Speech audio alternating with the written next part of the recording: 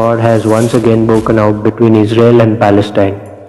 It was 6:30 a.m. on 7th October. When most Israelis were sleeping in their homes, suddenly air raid sirens started ringing. Shortly after, rockets started raining. Thousands of rockets were fired on Israeli cities. Israeli Defense Forces estimate that 2,200 rockets were fired. Hamas group says that 5,000 rockets were fired. Now Israel usually has an Iron Dome system. It is one of the best air defense systems in the world. Whenever there is a rain of rockets in this manner, it intercepts those rockets using the latest military technology and destroys them in the air itself. To keep Israel protected, 5,000 rockets were fired here, and within 20 minutes, this Iron Dome system also failed. Thousands of people were killed and injured in Israel due to these attacks. This surprise attack is the biggest attack in the last several decades which has been seen in Israel's petty conflict, and it reminds us of the Yom Kippur War.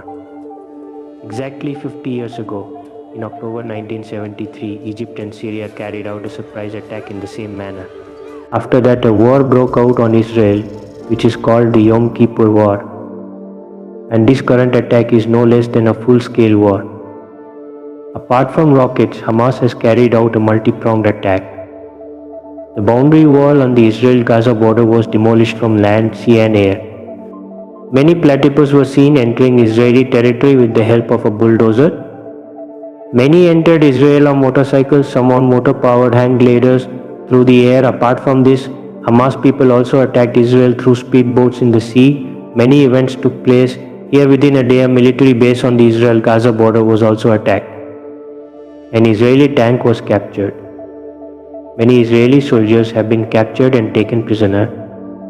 Armed terrorists have entered Israeli villages and towns along the border through the Hamas group. Many innocent civilians have been killed here. Many have been made hostages, and Israel has declared a state of war in response. The Israeli military also carried out airstrikes in Gaza, due to which thousands of people have been killed and injured in Palestine. To understand the context of this entire situation, let us look at the map. Israel and Palestine are located in the Middle East. To the north is the country of Lebanon. To the northeast is Syria. To the east is Jordan. To the southwest is Egypt. And to the west is the Mediterranean Sea. If you zoom in on these two countries, the area in between is the country of Israel, and the territories of Palestine are divided into two parts. One is the region of West Bank, which is to the west of Jordan, and the other is the Gaza Strip, which borders Egypt in the southwest of Israel. There are many Israeli settlements in the middle of the Palestinian territories in the West Bank, where Israel has control. This is considered illegal.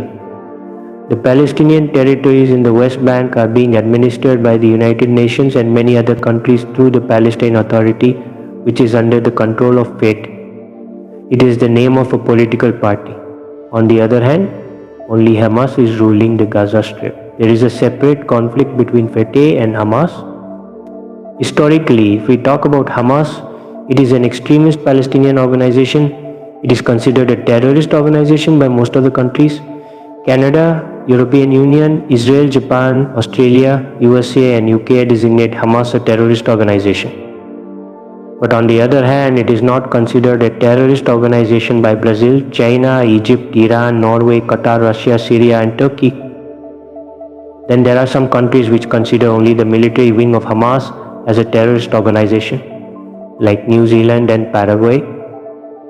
This thing is very relevant geopolitically, because you will see in future the situation that is happening today, how different countries of the world are reacting to it. If you look at the map of the current conflict, you can see that Gaza Strip is in red color and how much inside Israel's territory it has penetrated. You can see the Palestinian militants in blue color.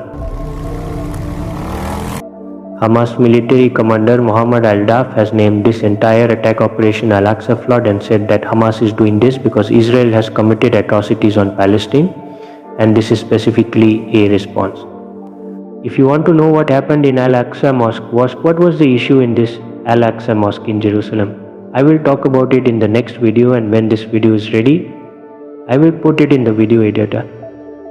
Israel launched its attack in response, which was named Operation Iron Swords. Israeli Defense Forces, which are called IDF in short, have deployed their Navy, Air Force and ground forces. Along with this, they also launched drone strikes in Gaza. Israel's energy minister signed an order to cut off the electricity supply in Gaza. To a large extent, this electricity is supplied through Israel. In Gaza, Israel's Prime Minister Benjamin Netanyahu said in a television address that citizens of Israel, we are at war. אזרחי ישראל, אנחנו במלחמה, לא במבצע, לא בסבבים, במלחמה. He said that the enemy will have to pay an unprecedented price.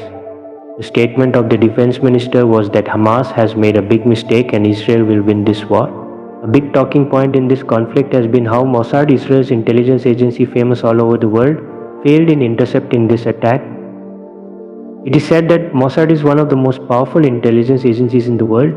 Their informers have infiltrated Palestine military groups, Lebanon, Syria, posts in different corners of the world. It has often been seen that Mossad agents have carried out assassinations in very precise times. They have come back with top military leaders by installing GPS trackers on their vehicles, using drone strikes or even using mobile phones.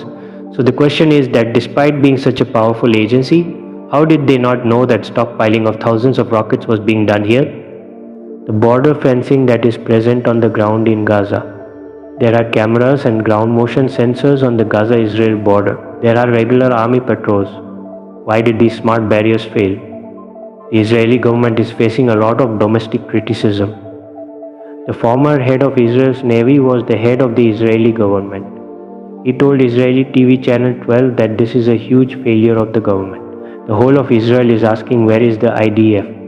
Where is the police? And where is the security?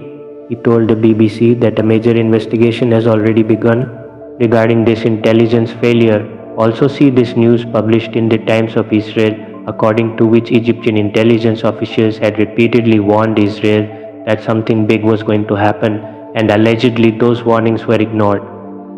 On the other hand, talking about international reactions, American President Joe Biden condemned this attack and said that he shows rock solid and unwavering support.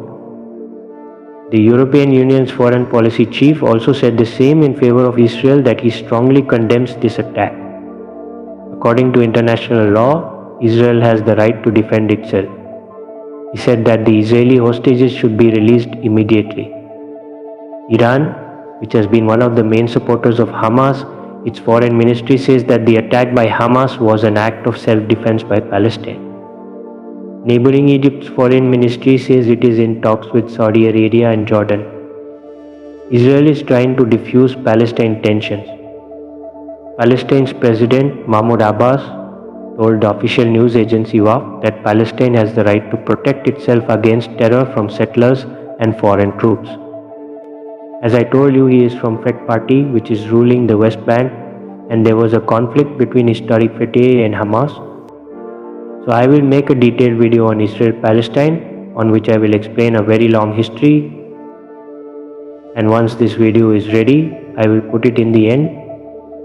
In this I will talk about how Jews have been persecuted for centuries. Palestine migrated to Europe to save their lives, and now they are reintroducing Palestine in their own country, but not here by supporting terrorists. On the other hand, Hamas terrorists treated women and civilians in such a way that it cannot even be shown in the video. It is a very shameful thing that some people see these people as freedom fighters. It is true that there has been atrocities against common people in Palestine, but killing the common people of Israel can never be justified by such terrorism. One thing I said in a previous video, which I would like to reiterate, is that Hamas is a designated terrorist organization and Israel is a powerful country with a proper democratic government. So Israel should use its power responsibly. Some communal bugbears are deeply hurt by such statements.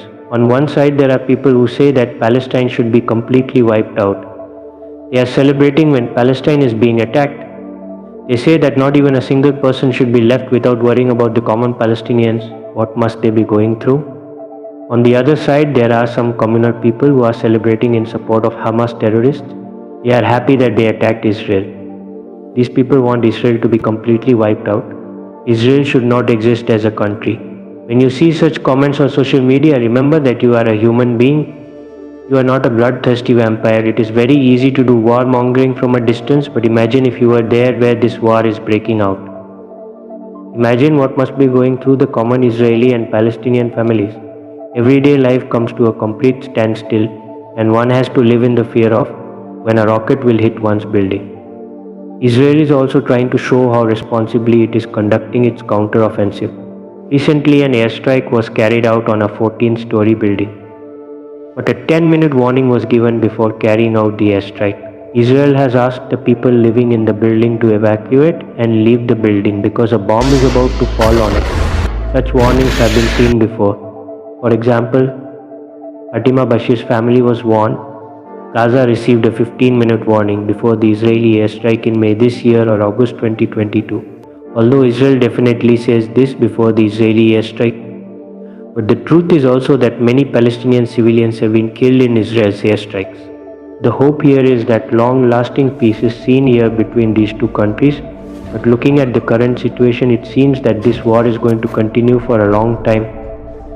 I will suggest you to understand the entire historical context. Why did this fight happen between Israel and Palestine? What is the reason? If you want to know, then tell in the comment. Thank you for watching this video. Do not forget to subscribe to our channel for more updates on global conflicts and current events. Thank you very much.